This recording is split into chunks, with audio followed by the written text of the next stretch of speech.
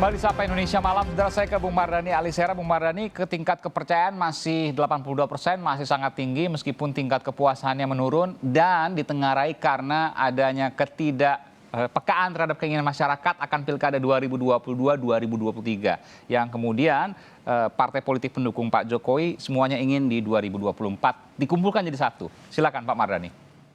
Kasih Aiman, yang pertama tentu saya setuju dengan indikator ini alarm. Mas Fajrul elegan sekali jadi menanggapinya, tapi angka mereka yang sangat puas itu dari 11 turun ke 5, 6% itu penurunan die hard ya. Dan itu hati-hati untuk Pak Jokowi dan ini bagus karena diketahui sejak awal, makanya bagus bersyukur kepada indikator yang memberi gambar yang bagus. Yang kedua Aiman, ini sekaligus pesan buat Pak Jokowi. Hati-hati menangani Pilkada 2022. Benar, sekarang domainnya ada di kami, di legislatif. Tapi Mas Fajrul dan teman-teman semua ada yang aneh. Ketika kami membahas di tahun 2020, mayoritas partai setuju untuk Pilkada 2022, kecuali PDIP. Tetapi ketika Pak Presiden sudah mulai bersuara, apalagi sudah mengumpulkan, pandai Pak Jokowi, tidak mengumpulkan ketua partai memang Mas Fajrul, tapi para juru bicara TKN yang dulu gitu loh. Tapi habis itu orkestrasinya berubah. Semua menolak Pilkada 2022 kecuali PKS dan Demokrat. Dan ini mesti jadi masukan. Setelah Pak Jokowi apa, Bung Mardhani? Memerlukan. Anda bisa ulangi setelah Pak Jokowi apa itu? Pak Jokowi mulai berkomentar bahwa tidak perlu ada revisi karena kita belum melaksanakan. Habis itu satu persatu partai nyuwun sewu balik badan.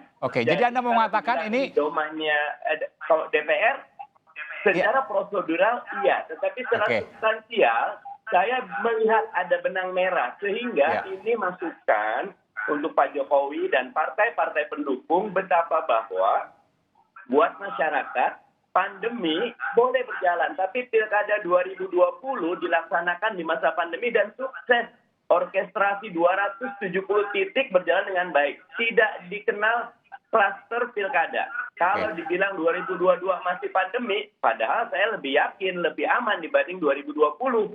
Nah karena itu wajar kalau publik kecewa. Dan karena itu Bung Mardhani, saya mau Anda menyimpulkan. Nanti begini. Artinya perubahan partai-partai politik ini adalah andil Pak Jokowi yang menyampaikan pendapat bahwa tidak perlu ada Pilkada 2022-2023, artinya tidak perlu ada revisi, langsung saja 2024. Pak Jokowi pandai karena menganggap pasal 201 ayat 8-nya belum dilaksanakan. Ya dilaksanakan dulu. Tapi kita di DPR sudah melihat ada keputusan Mahkamah Konstitusi tahun 2019 yang disampaikan Februari 2020 betapa kita punya kewenangan untuk mengatur karena menyatukan pileg, pilpres, pilkada di tahun 2024 berbahaya. Tapi kemudian orkestrasi itu Anda katakan setelah Pak Jokowi menyampaikan pendapatnya. Baik. Ada benang merah. Siap. Saya ingin ke Bung Fajrul. Bung Fajrul silakan Bung Fajrul. Pertama, alhamdulillah Pak Mardhani PKS sudah menyampaikan pujiannya terhadap Pilkada 2020. Alhamdulillah. Pilkada tersebut tidak menjadi klaster dan kemudian Pilkada tersebut berhasil membuktikan bahwa kita bisa berdemokrasi dengan dewasa.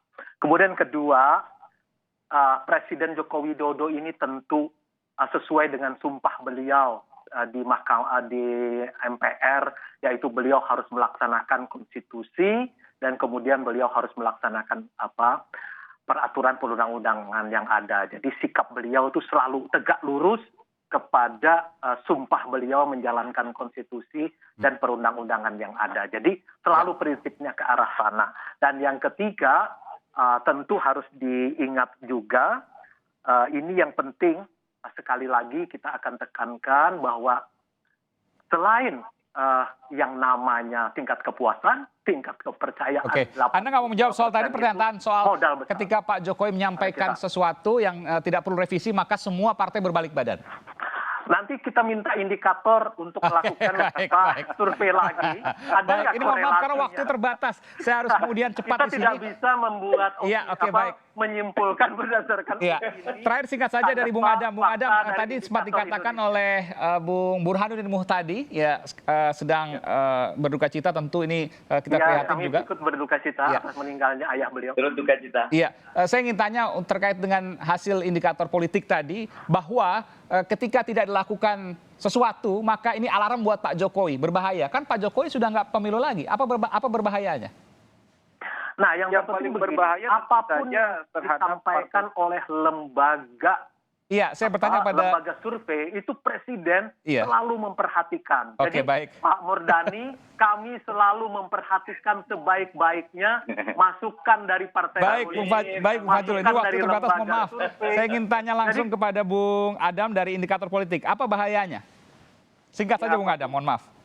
Ya tentu saja yang paling berbahaya adalah partai-partai politik ke depan, terutama calon-calon anggota-anggota partainya, di mana ketika keputusan partai tidak searah dengan aspirasi publik, keinginan publik, maka kemudian akan semakin sulit bagi anggota-anggota partai untuk mengaris simpati untuk menarik pemilih sebesar-besarnya di masyarakat. Oke, Saya kira baik. demikian. Ini efeknya di 2024 bagi partai-partai pendukung Pak Jokowi, begitu ya? Ya. Oke, baik, baik. Tapi yang terpenting juga, Iman, tentang kepuasan itu, karena pemerintah sekarang Baik, ini tadi kan disampaikan beberapa kali Bung berusaha Fajrul. keras mempertahankan Tingkat kepercayaan tadi yang ada nilai. toleransi Terima kasih. dan Ini mohon maaf, ini karena waktu yang sangat terbatas. Lain kali kita akan sambung ini. Siap. Tentu ini hal yang menarik karena ini pembahasan soal pilkada 2022, 2023, 2024 akan terus menjadi perdebatan ke depan.